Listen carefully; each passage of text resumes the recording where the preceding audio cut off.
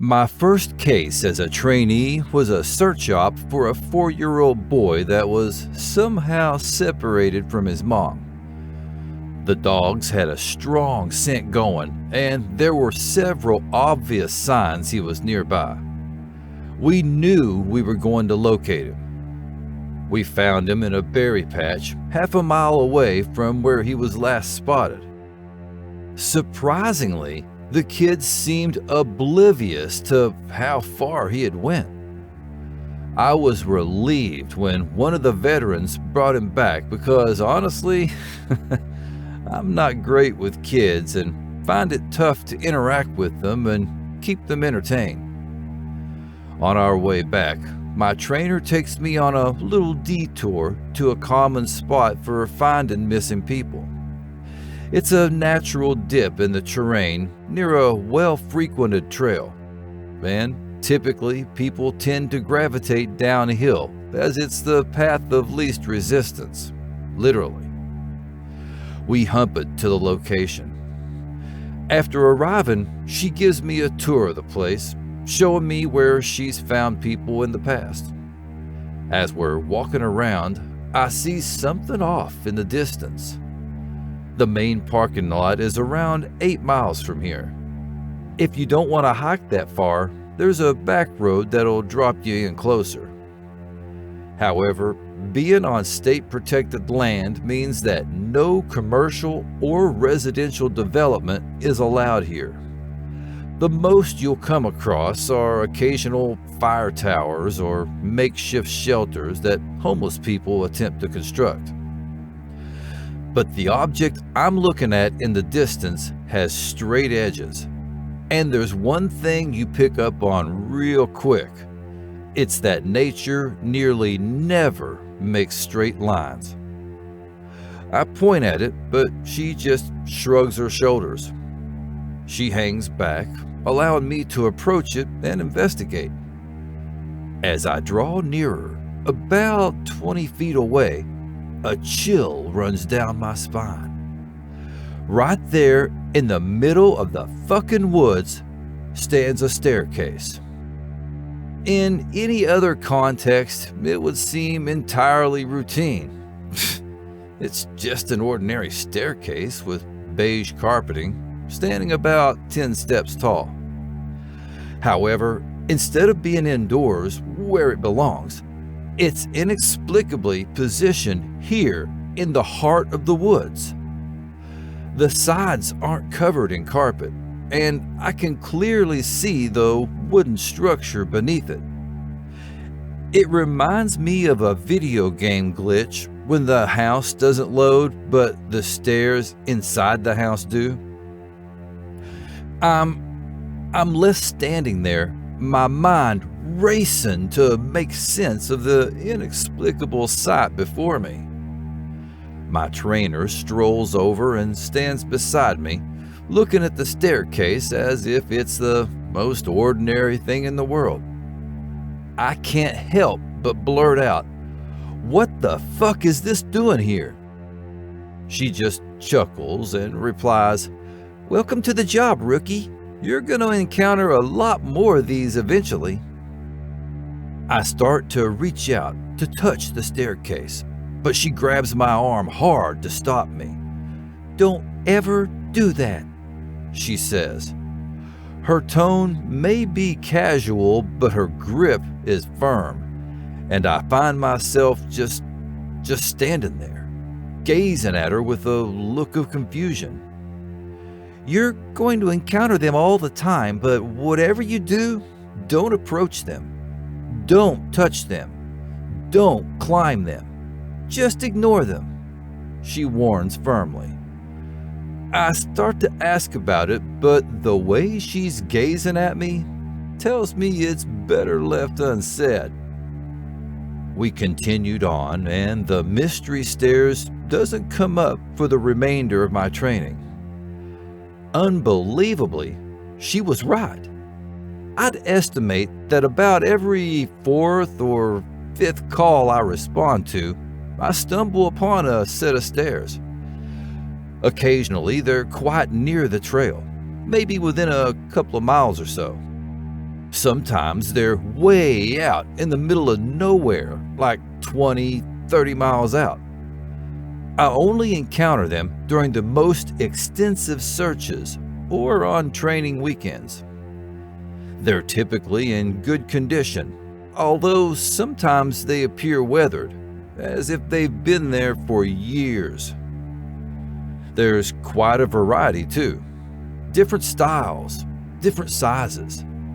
The largest ones I've ever come across resembled those from a early 1900s mansion.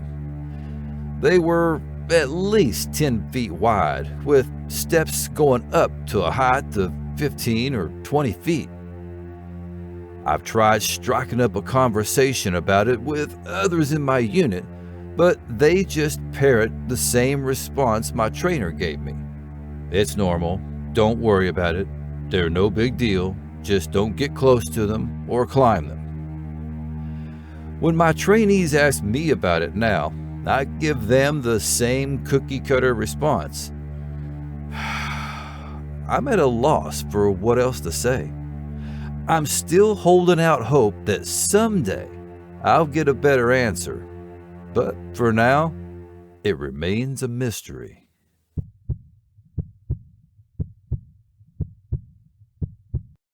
My friends that don't go outside a lot keep asking me if I've seen the goat man on any calls.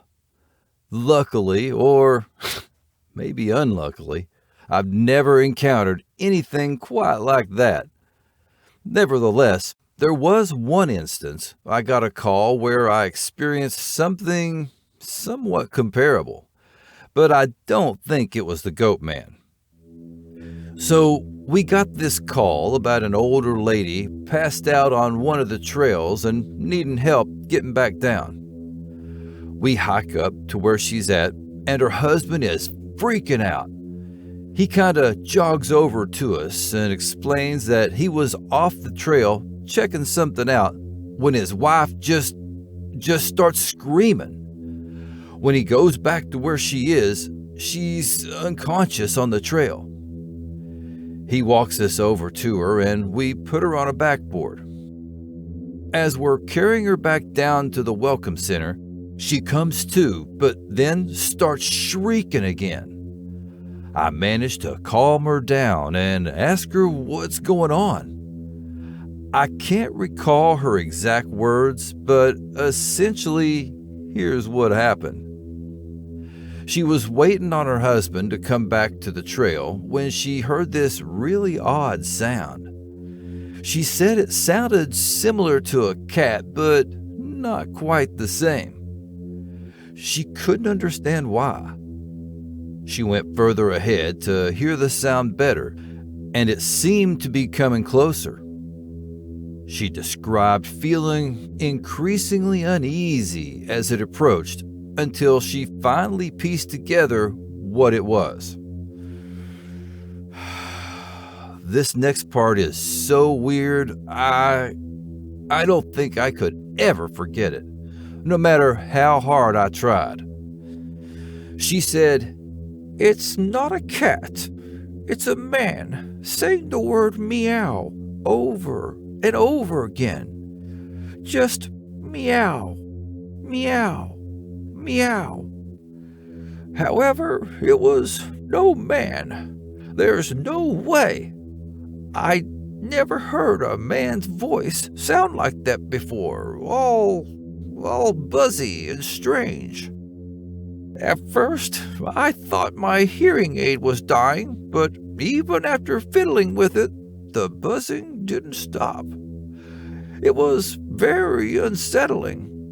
The sound kept getting louder, but I couldn't make out the figure. The closer he came, the more terrified I became. The last thing I remember is seeing a shape emerging from the trees. I guess that's when I blacked out."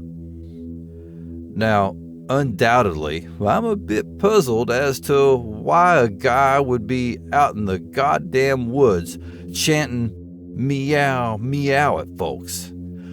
So, once we're back down the mountain, I inform my superior that I'm going to search the area to see if I can uncover anything. He gives me the green light, and I grab a radio before heading back to the spot where she fainted.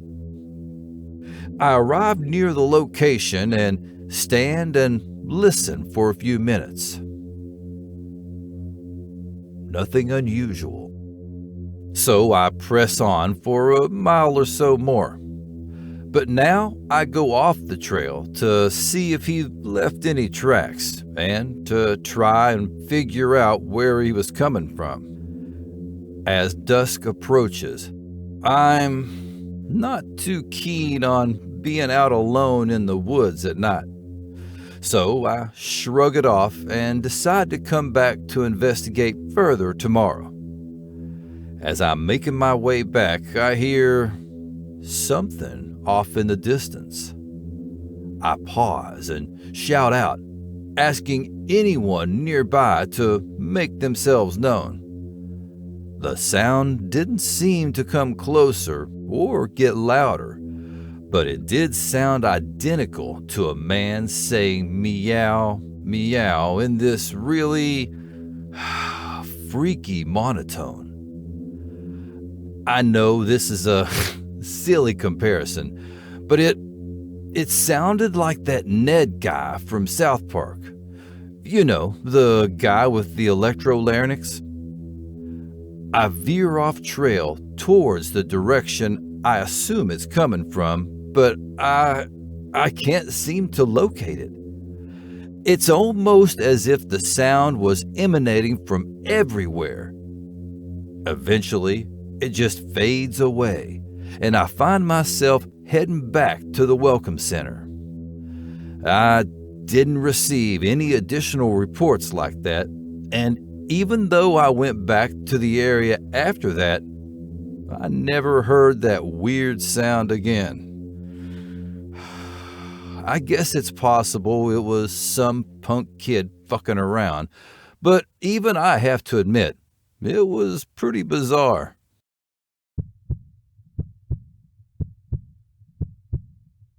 This is hands down the scariest experience I've ever had, and I've been all over the place.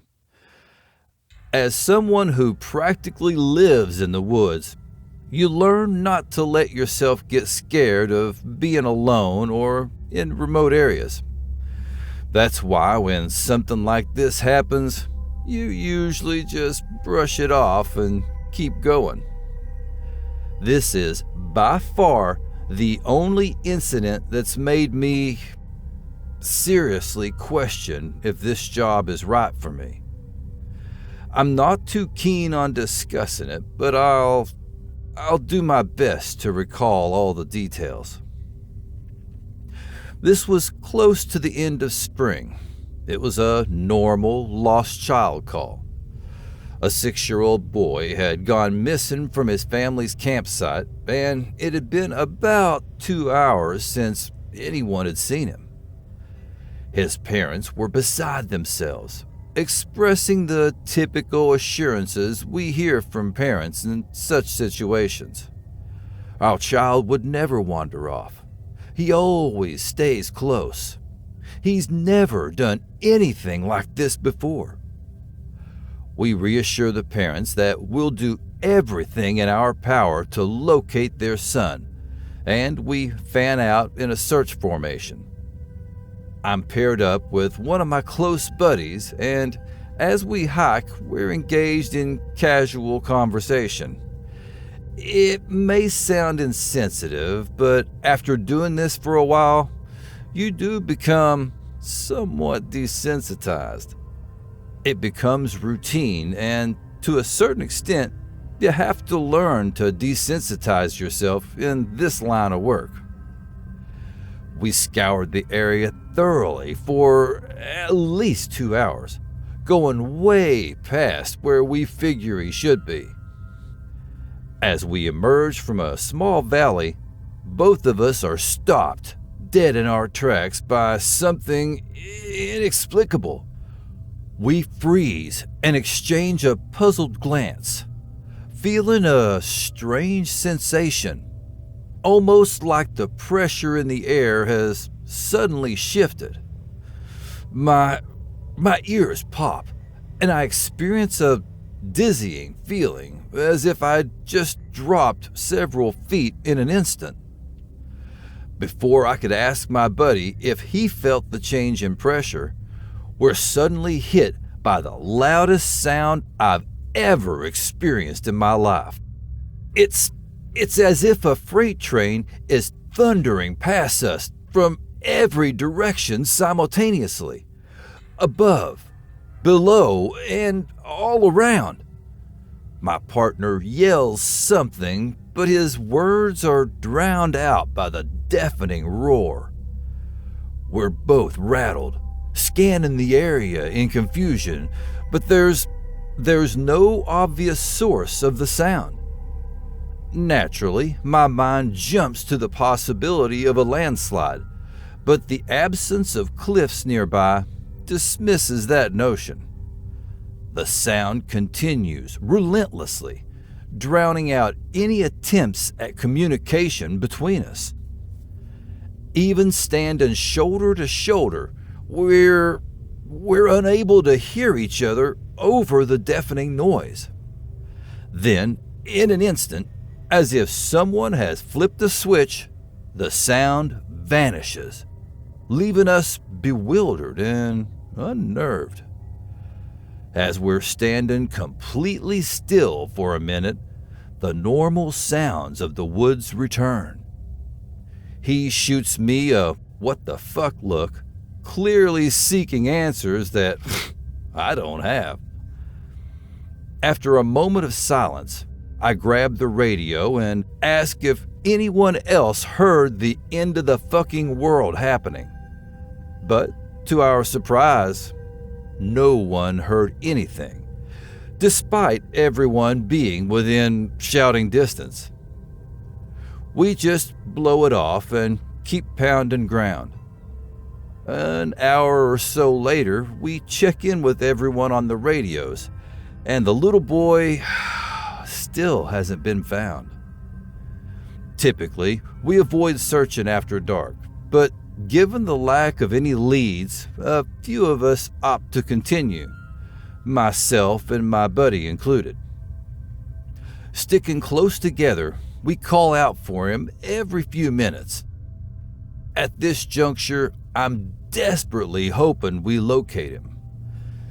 Despite my personal feelings about kids, the thought of a child being out alone in the dark is deeply unsettling. The woods can be intimidating enough during daylight hours. At night, it's a whole different level of eerie.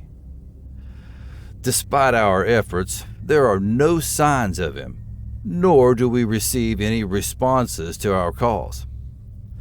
By midnight, we reluctantly agree to turn back and return to the rendezvous point. As we make our way back, my buddy suddenly halts and directs his flashlight to the right, illuminating a dense cluster of dead trees. I asked him if he heard something, but he just shushes me to be quiet and listen. In the distance, the sound of a child's cries pierces through the silence of the night.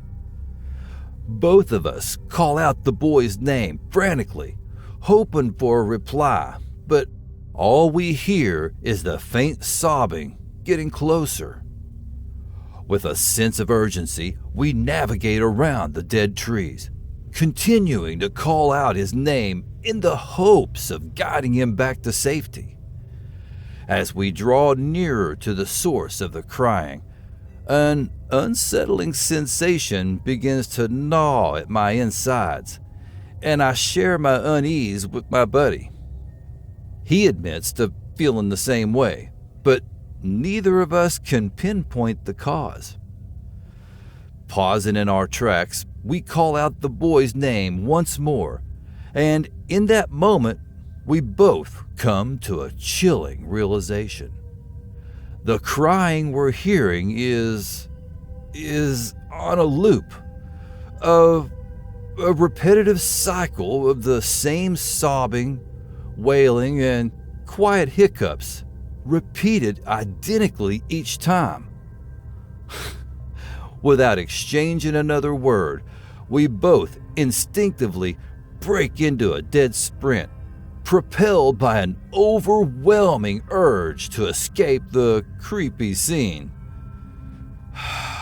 That's the only time I've lost my composure like that. Something about it felt deeply unnerving, like a primal instinct warning us to flee. When we regrouped at the rendezvous point, we asked the others if they had experienced anything similar, but their responses were blank stares and confusion.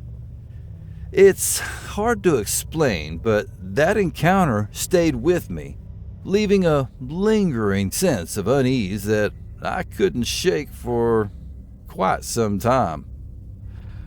As for the little boy, he remained elusive, leaving behind no trace despite our persistent efforts. We continue to keep a vigilant watch for him and others who have disappeared without a trace. But the harsh reality is that the chances of finding them grow slimmer with each passing day.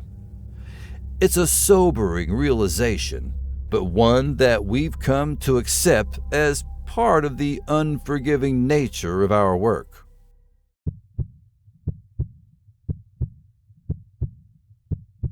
Here's one my buddy told me about those weird-ass staircases.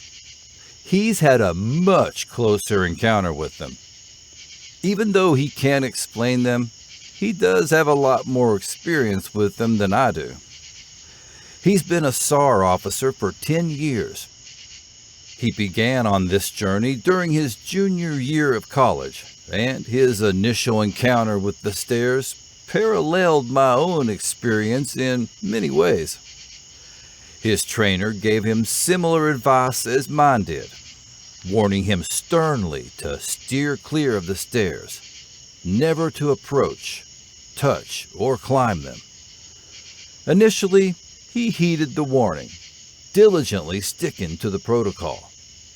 However, fueled by curiosity, he gave in to the temptation during one call, veering away from the established line to investigate a set of stairs that seemed to attract him. He said the dogs were tracking a scent about 8 miles from the trail where a teenage girl had vanished. He found himself trailing behind the main group, isolated in his own thoughts, when a set of stairs caught his attention to the left. The stairs appeared to be freshly installed, with pristine white carpeting that suggested they belonged to a new house.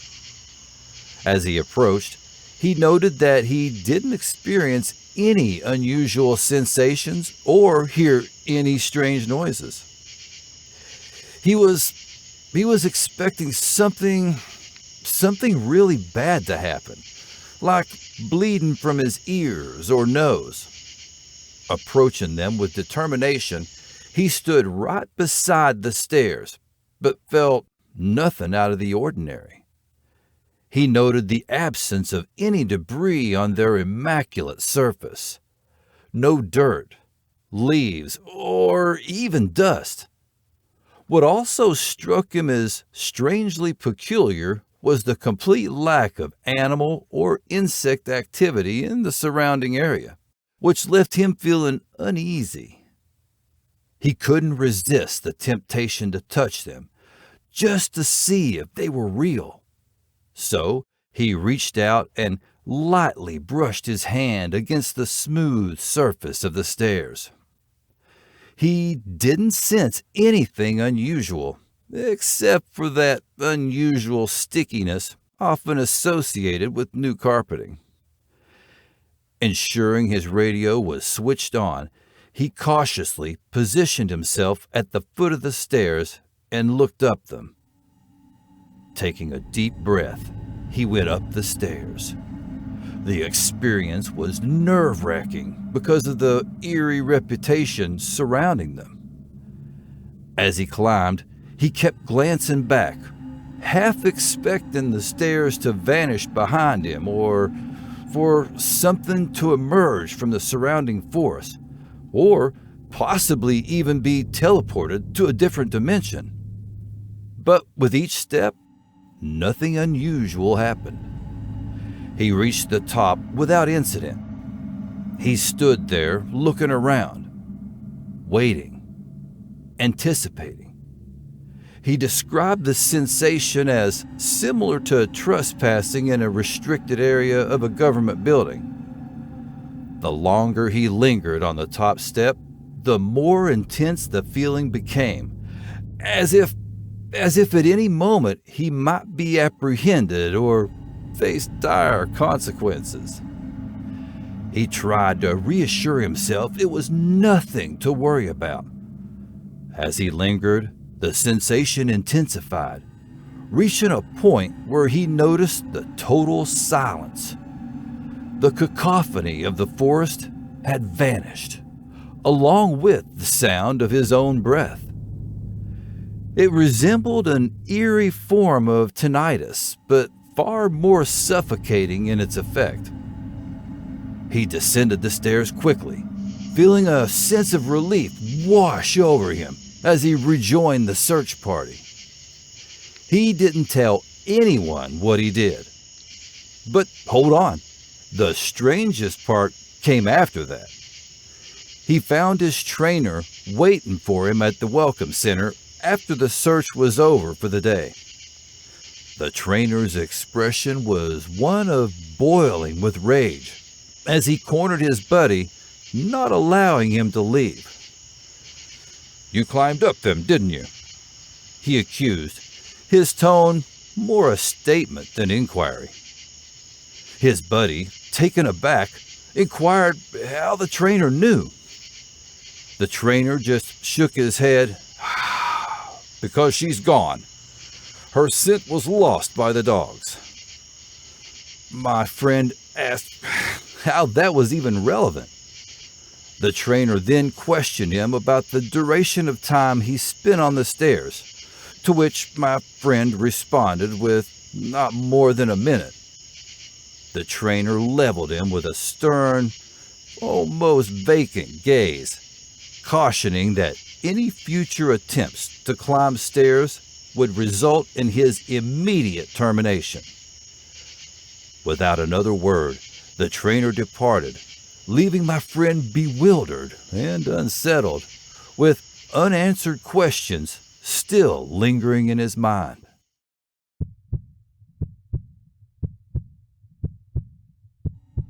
Thank you for watching and listening until the very end. You kicked total ass.